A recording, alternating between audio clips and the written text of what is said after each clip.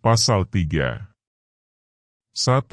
Dalam hal terdapat perubahan peraturan perundang-undangan sesudah perbuatan terjadi, diberlakukan peraturan perundang-undangan yang baru, kecuali ketentuan peraturan perundang-undangan yang lama menguntungkan bagi pelaku dan pembantu tindak pidana.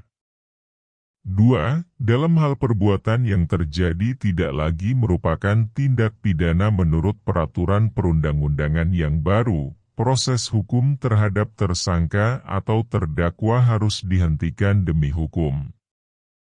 3. Dalam hal ketentuan sebagaimana dimaksud pada ayat 2, diterapkan bagi tersangka atau terdakwa yang berada dalam tahanan, tersangka atau terdakwa dibebaskan oleh pejabat yang berwenang sesuai dengan tingkat pemeriksaan. 4. Dalam hal setelah putusan pemidanaan berkekuatan hukum tetap dan perbuatan yang terjadi tidak lagi merupakan tindak pidana menurut peraturan perundang-undangan yang baru, pelaksanaan putusan pemidanaan dihapuskan. 5. Dalam hal putusan pemidanaan telah berkekuatan hukum tetap sebagaimana dimaksud pada ayat 4, instansi atau pejabat yang melaksanakan pembebasan merupakan instansi atau pejabat yang berwenang. 6. Pembebasan sebagaimana dimaksud pada ayat 3 dan ayat 5 tidak menimbulkan hak bagi tersangka, terdakwa, atau terpidana menuntut ganti rugi.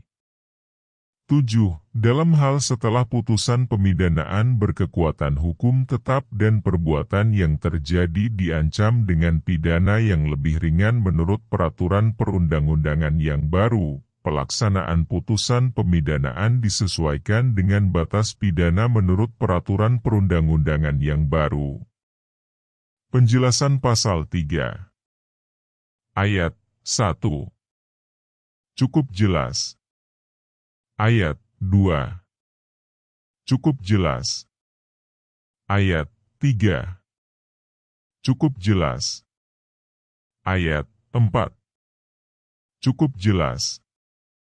Ayat 5. Cukup jelas. Ayat 6. Cukup jelas. Ayat 7. Yang dimaksud dengan disesuaikan dengan batas pidana, adalah hanya untuk putusan pemidanaan yang lebih berat dari ancaman pidana maksimal dalam peraturan perundang-undangan yang baru, termasuk juga penyesuaian jenis ancaman pidana yang berbeda.